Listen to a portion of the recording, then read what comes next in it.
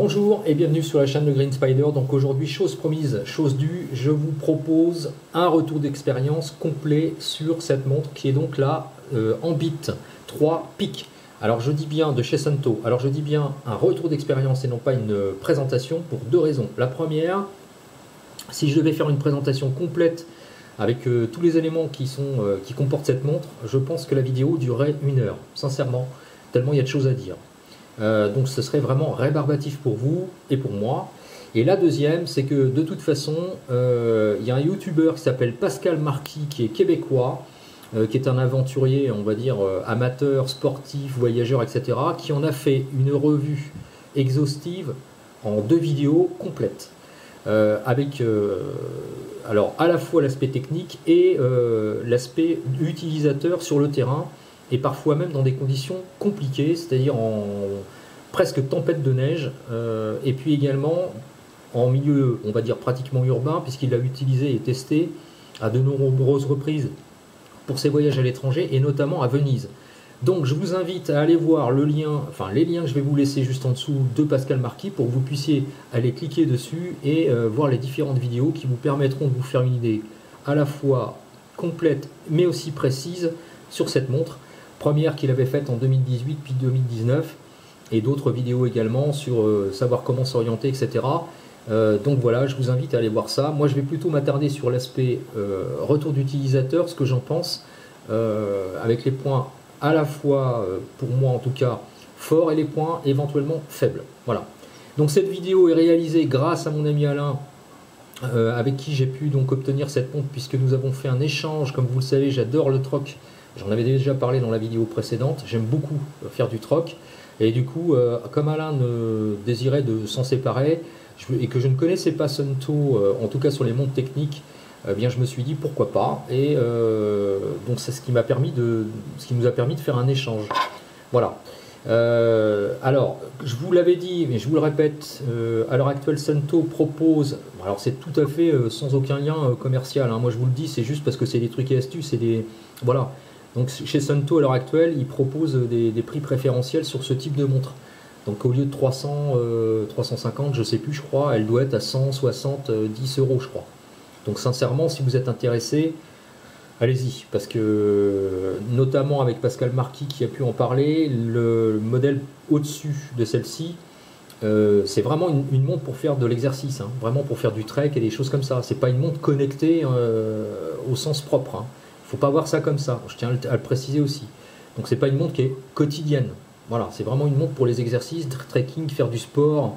Alors différentes applications, hein, que vous pouvez télécharger sur Suunto. Je vous laisse des encarts, comme ça vous pouvez voir. Il suffit d'aller sur le site. Il y a une grosse communauté qui partage à la fois des sentiers de randonnée, VTT, etc., mais également des applications qu'ils ont pu créer eux-mêmes pour différentes activités.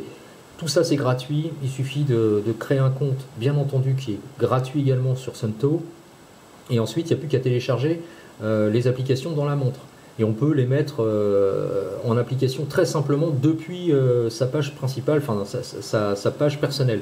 Donc vraiment c'est très intéressant, mais ce n'est pas une montre connectée au sens propre, quotidienne, il faut garder ça en tête. Donc quoi qu'il en soit, alors moi je la trouve vraiment, alors déjà elle fait 93 grammes, tout compris, donc il y a une batterie bien entendu, ça se recharge et ça se connecte grâce aux broches qu'il y a à l'extérieur qui sont ici.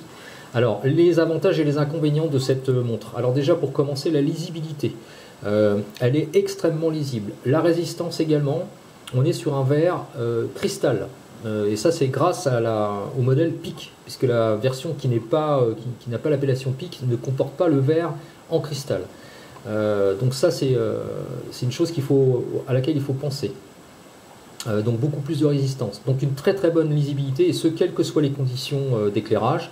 D'ailleurs on peut également inverser la lisibilité, enfin l'affichage, grâce à ce bouton en question. Il suffirait de rester appuyé dessus et on change. Voilà, donc j'avais lu des choses sur internet notamment concernant donc ce type de modèle, comme quoi la lisibilité était très moyenne en plein soleil. Honnêtement, je sais pas, peut-être qu'au Sahara c'est plus compliqué, hein, mais pour l'avoir utilisé à très nombreuses reprises maintenant, et dans des conditions très très lumineuse, puisque en bord de littoral notamment, et sur l'eau avec des activités nautiques, j'ai pas eu de soucis. Moi, j'ai jamais eu de problème, c'est toujours très visible. Donc voilà. Alors, on peut avoir beaucoup d'informations. Les informations qui sont fixes sur le cadran principal, c'est l'heure, bien sûr, en gros, avec la date également au-dessus. En dessous, on peut avoir plusieurs informations, par contre. Alors, à la fois, donc la capacité de la batterie. On peut appuyer une fois et on aura le nombre de pas qu'on aura réalisé dans la journée, si on l'utilise. Le jour, bien entendu, les secondes. Là, c'est le petit pictogramme qui va indiquer au niveau de la météo, de savoir si la météo est bonne. Donc si c'est une flèche comme ça à l'horizontale, voilà, la pression millibar reste constante. Si elle descend, risque d'intempéries. Si elle monte, on va vers le beau. Voilà, c'est à peu près ça, mais de toute façon, Pascal Marquis vous l'expliquera quand vous irez voir sa vidéo. Et puis, on retourne à l'élément principal. Le bouton qui est en dessous permet d'effectuer de l'éclairage. Voilà, et également sert de verrouillage, c'est-à-dire qu'on reste appuyé sur le bouton et on verrouille la montre. Et du coup, il n'y a plus moyen d'accéder à quoi que ce soit. Ça également, c'est très pratique parce que si jamais on a une activité très soutenue et que, par exemple, on fait de l'escalade ou qu'on est sur un camp, on taille du bois ou machin, enfin bon, tout un tas d'éléments comme ça, au moins on ne va pas dérégler la montre. Donc ça, c'est plutôt intéressant. Donc bien sûr, il faudrait appuyer dessus de manière à déverrouiller. Le bouton qui est ici va permettre d'accéder à un certain nombre d'informations. Alors, à la fois la météo avec toujours la date en dessous, enfin l'heure en dessous, pardon, la météo, la pression millibar, de l'endroit où vous vous trouvez, avec le graphique qui vous permet de vous indiquer éventuellement les changements au niveau de la pression millibar. Là, vous avez une boussole qui fonctionne très très bien. Par contre, attention, alors là, on est en intérieur, donc elle fonctionne. Mais il faut quand même être à l'extérieur normalement pour qu'on soit sûr d'avoir que ça fonctionne. On a un compte à rebours, on a la température, le temps de récupération, pardon, voilà, après un effort. Donc ça vous indique combien de temps il vous faut pour récupérer par rapport à l'effort que vous avez pu faire. Mais c'est modulable, on peut le changer. Hein, voilà.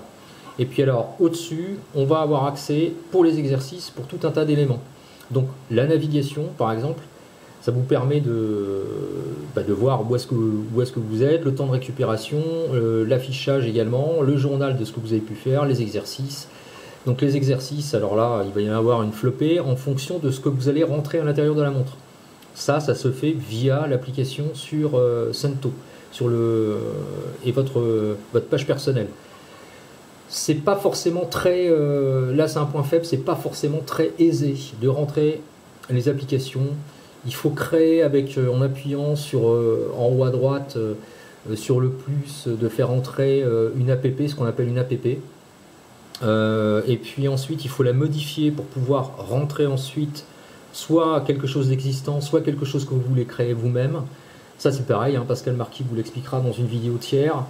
Donc, c'est pas forcément très facile, hein, ce type de truc pour rentrer toutes les applications. Donc, on peut rentrer jusqu'à 10. Voilà, 10 maximum. Donc on peut faire tout un truc. Là, c'est par exemple, c'est pour savoir si au niveau de la lever coucher de la lune, enfin, etc. Là, on peut faire pour un trajet, un chrono sur 24 heures, l'orage, le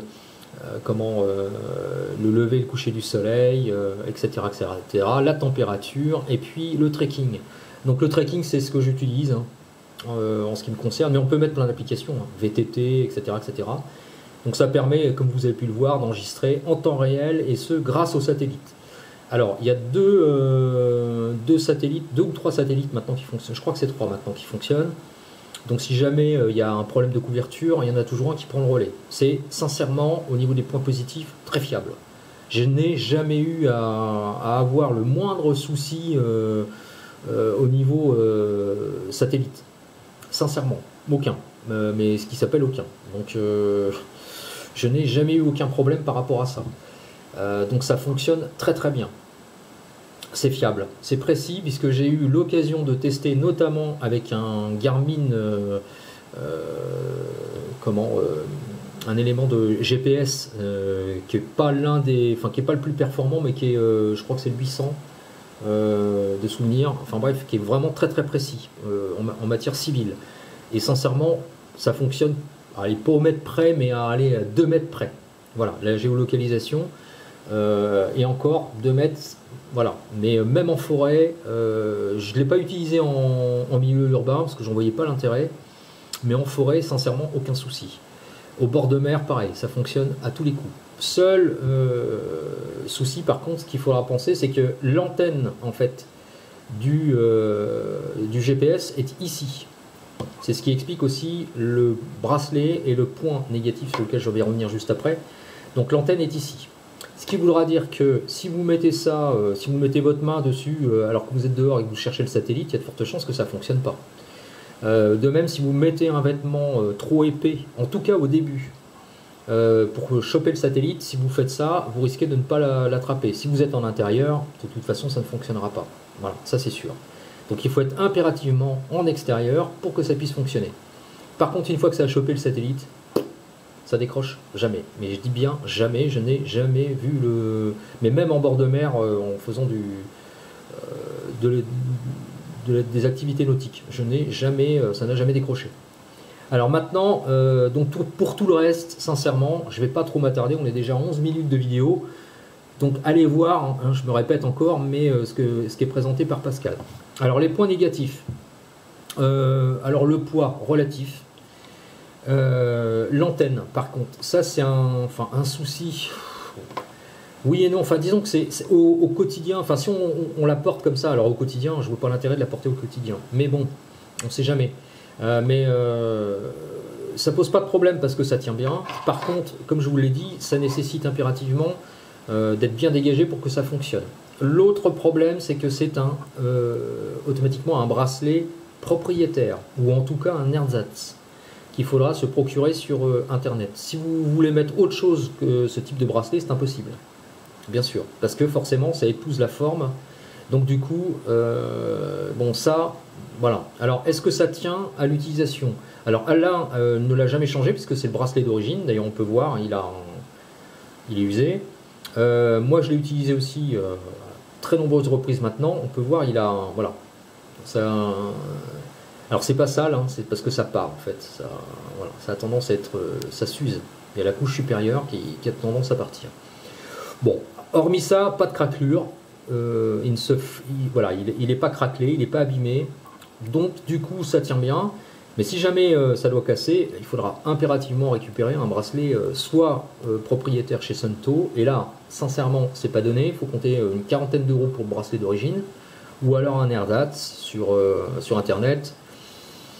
Donc du coup, je peux pas vraiment en parler, hein, soit d'un bracelet d'origine, enfin là je peux en parler, mais pas sur le bracelet ersatz, je peux absolument pas en parler, j'en ai pas pris, je voyais pas l'utilité, puisque celui-ci est encore opérationnel. Mais voilà, ça je pense que ce sera un problème si jamais ça venait à péter, mais enfin c'est quand même assez épais, comme on peut le voir. Alors c'est épais, c'est souple et relativement rigide à la fois. Franchement c'est pas mal fait, moi je trouve que c'est pas mal fait. Mais voilà, avec cette empreinte là sur la coque, bon, pour moi c'est ce qui pêche un peu hein, sur cette montre, mais c'est pas le seul truc. Le deuxième truc, c'est qu'en fait, à l'extérieur, alors le capteur ici barométrique, on le voit, hein, il est là. Alors, est-ce que ça fluctue? Alors au niveau température, ça va fluctuer. Si vous mettez ça sous, parce qu'on peut avoir la température, hein, bien entendu, si vous mettez ça sous un vêtement directement avec la peau, automatiquement, on n'aura pas la température réelle. Par contre, si on garde la montre sur soi, mais les manches relevées et donc les bras à l'air libre, j'ai pu le constater puisque je l'ai vérifié avec un thermomètre électronique, on est à 0,5 degrés près. Voilà, de plus sur la montre par rapport à la température réelle. Donc c'est plutôt positif. Voilà. Mais sous un vêtement, voilà, la température sera tronquée. Et l'autre élément également qui n'est pas présent sur cette montre, c'est bien sûr le capteur cardiaque. Il n'y a rien du tout, comme on peut le voir. Alors, pour avoir le capteur cardiaque, c'est fourni d'ailleurs avec la montre, elle en bit, il y a une ceinture avec un module qui se place donc sur la poitrine, de façon à pouvoir avoir les pulsations du rythme cardiaque. Alors, je l'ai utilisé, sincèrement, c'est très fiable, beaucoup plus d'ailleurs que le capteur classique, hein. que l'on trouve sur les montres maintenant, ce soit les montres Sunto les plus récentes ou des Garmin, etc. Ça fonctionne, mais c'est plus précis. Forcément, parce que comme c'est directement sur la poitrine et que ça enregistre vraiment les pulsations du rythme cardiaque au niveau du cœur, on est vraiment en temps réel et de manière parfaite. Voilà. Seul problème, c'est que, ça glisse. 2, pour que ça fonctionne, il faut que ce soit humide. C'est-à-dire qu'il faut que la température, il faut que le corps, en fait, génère, parce qu'on voit bien le capteur est là. Voilà. Par transparence, enfin, voilà. On voit bien, hein, le capteur est ici. Donc du coup, ça, il faut que ce soit humide. Alors, soit le mouiller et puis positionner ça sur la poitrine, soit attendre qu'on transpire de façon à ce que ce soit humide et de manière à ce qu'on ait les pulsations du rythme cardiaque parfaites. Bon, personnellement, comme je vous l'ai dit, je ne fais pas de sport à très haut niveau, donc bon, j'ai pas ressenti le besoin de l'utiliser. J'aurais préféré par contre que ce soit directement en capteur, à la limite juste pour une indication globale, hein, de façon à savoir que, bon voilà, si on tombe en zone rouge éventuellement, au niveau des pulsations de rythme cardiaque. Mais du coup, c'est rébarbatif à l'utiliser. Sincèrement, voilà, on ne l'utilise pas. Ça, c'est le point négatif. Pour le reste, franchement, c'est une très bonne montre. Je la trouve assez sobre, mine de rien. Les boutons sont en acier, la couronne est en acier. Le corps est en composite, mais extrêmement résistant, apparemment. Ça résiste très très bien. C'est quasiment, alors indestructible, je sais pas, mais enfin, disons qu'apparemment, j'ai pu voir des tests, ça a l'air de bien résister au choc. Alors, classique, évidemment, hein, c'est-à-dire, on va pas mettre ça sous le pneu d'une voiture. Il est fort probable d'ailleurs que cette partie-là va être explosée, donc la montre sera complètement inopérante. Mais voilà, ça résiste aux chutes, même assez hautes, apparemment, ça résiste quand même à pas mal de choses. Alors au niveau du verre, moi je l'ai utilisé en milieu marin, donc j'ai pu nager avec, j'ai eu du sable dessus, etc. Il n'y a pas de rayures. Alors l'acier, lui, peut éventuellement choper quelques petits pets, mais bon, c'est minime. Sincèrement, c'est minime. Du coup, sincèrement, pour moi, je trouve que c'est une très bonne montre. Alors, je le répète quand même, ce n'est pas une montre quotidienne en utilisation au quotidien en montre connectée. Voilà.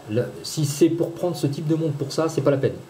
Orientez-vous sur autre chose. Si vous voulez avoir des informations comme par exemple les notifications, etc. Alors, ça le fait, hein. Attention par contre, hein. Elle est capable de le faire. Hein. Vous pouvez, hein. C'est-à-dire que vous la connectez en Bluetooth avec le portable, qui s'est reconnu tout de suite. Vous autorisez les notifications depuis l'application Sunto, et si vous la portez en permanence, vous aurez les notifications, de la même manière. Pour les appels, les SMS, vous pourrez même les lire. Ça fonctionne. Mais à mon sens, c'est pas fait pour ça. C'est fait vraiment pour quand on a besoin de faire une activité sportive. Alors, moi, je l'utilise, comme je vous l'ai dit, principalement pour le trek et la randonnée. Alors, ça permet quand même des choses intéressantes. C'est-à-dire qu'en plus, quand on fait de la randonnée, par exemple, on peut enregistrer, comme je vous l'ai dit, depuis l'application Sunto, des trajets qui ont été faits par d'autres. Donc, du coup, on peut les enregistrer dedans et on peut demander à la montre de nous emmener directement et de suivre en fait le trajet qu'elle va nous indiquer. Et ça fonctionne très très bien. Ça, on a déjà utilisé notamment en Bretagne pour des treks, dont un d'une trentaine de kilomètres. Elle ne s'est pas trompée une seule fois. Donc c'est quand même plutôt intéressant. Parce que sur 30 bornes de marche à pied, au Cap de la Chèvre, à faire tout le tour complet du Cap de la Chèvre, bon, c'est quand même pas anodin. Et tout ça avec les dénivelés, positifs, négatifs, etc. Donc franchement, elle est très fiable. Mais elle est vraiment orientée, à mon sens, pour ce type d'utilisation, tout ce qui est sportif. Voilà. Si c'est pour être au quotidien, au poignet, en permanence, je vois pas l'intérêt. À noter que, pour finir, au niveau de la batterie, de l'énergie, est-ce que c'est fiable? Combien de temps ça dure? Alors, si on utilise bien sûr avec le GPS, etc., de manière permanente, plus le Bluetooth branché, parce qu'on peut le faire indépendamment, c'est-à-dire qu'on peut soit utiliser la montre sans connexion Bluetooth, soit avec connexion Bluetooth pour avoir les informations, on va dire, permanentes d'enregistrement sur le portable. Personnellement, je ne vois pas trop l'intérêt. Je vois plutôt l'intérêt de le faire avec la montre. Une fois que c'est fini, comme je vous l'ai montré, on appuie pour enregistrer et ensuite on transfère les informations via Bluetooth. Mais ça peut le faire. Si vous faites ça plus le GPS, alors allez, 15 bornes et puis il n'y aura plus de batterie. Ça, c'est sûr. Par contre, si on vire le Bluetooth, même avec le GPS le plus précis, parce qu'on peut régler en plus le GPS, moyennement, de manière assez faible ou de manière très précise. Donc en fait, si c'est précis, elle va garder en permanence le contact avec le satellite. Moins élevé, elle le fera, mais de manière à intervalles réguliers, et encore moins, elle le fera une fois de temps en temps. Toc, toc, voilà. Donc du coup, ce sera moins précis. Mais si on le fait en permanence en GPS, on arrive à tenir mais plus d'une journée. Hein. Sincèrement, plus d'une journée, il n'y a pas de problème. Je vous dis, moi, on a fait le cap de la Chèvre, on est revenu et j'avais encore 54% de batterie. Donc franchement, top. Alors l'inconvénient, c'est que comme ça fonctionne sur batterie, évidemment, enfin il y a beaucoup de montres qui fonctionnent comme ça maintenant, si on part pour plusieurs jours, faire du trek, etc., bah, automatiquement il faudra avoir une source d'énergie, alors soit se connecter quand on rentre chez quelque part, hein, un gîte, n'importe quoi, ou alors avoir un power bank de manière à pouvoir recharger la batterie, qui se recharge par contre très très rapidement. Sincèrement, ça. Alors à la fois sur le secteur, hein, il suffit. Voilà, on peut la brancher sur le PC, mais on peut la brancher sur le secteur, quel que soit les deux, ça fonctionne très bien. Hein, ça se recharge très très rapidement. Dernière chose, si on n'utilise pas la montre pendant pas mal de temps, en fait, elle se met en veille. Voilà, elle s'éteint complètement. Du coup, elle économise la batterie d'environ de plus de 80%. Ce qui veut dire que si vraiment on la stocke et qu'on ne l'utilise pas pendant plusieurs jours, semaines, etc., on la reprend, elle n'aura quasiment rien perdu. Ça, c'est plutôt intéressant aussi. Alors, dès qu'on la bouge, par contre, toc, elle se réveille. Voilà. Mais, sincèrement, on peut garder la batterie pendant très très longtemps. Et ça aussi, c'est quelque chose de positif. Donc voilà, au final, une très bonne montre, sincèrement. Donc, je suis très très satisfait. Donc, merci encore à Alain d'avoir fait l'échange. Et du coup, ben voilà, si vous êtes intéressé, je vous invite à regarder les liens que je vous laisse en dessous. Une vidéo qui est beaucoup plus longue qu'à l'habitude. Du coup, l'intro que je voulais mettre au départ, eh bien, elle est à la fin de cette vidéo. Vous n'êtes pas obligé d'aller la regarder. Du coup, si ça vous intéresse, bah, allez jusqu'au bout. Voilà, c'est un petit montage que j'ai fait. Et puis, si ça vous intéresse pas, bah, vous pouvez zapper ici. Voilà. Donc, je vous dis à très très bientôt pour une prochaine vidéo. Comme toujours, si vous avez des questions ou des commentaires, c'est en bas que ça se passe ou par message privé. Et je vous dis à très bientôt. Et puis, comme toujours, portez-vous bien et surtout, carpe diem. Salut!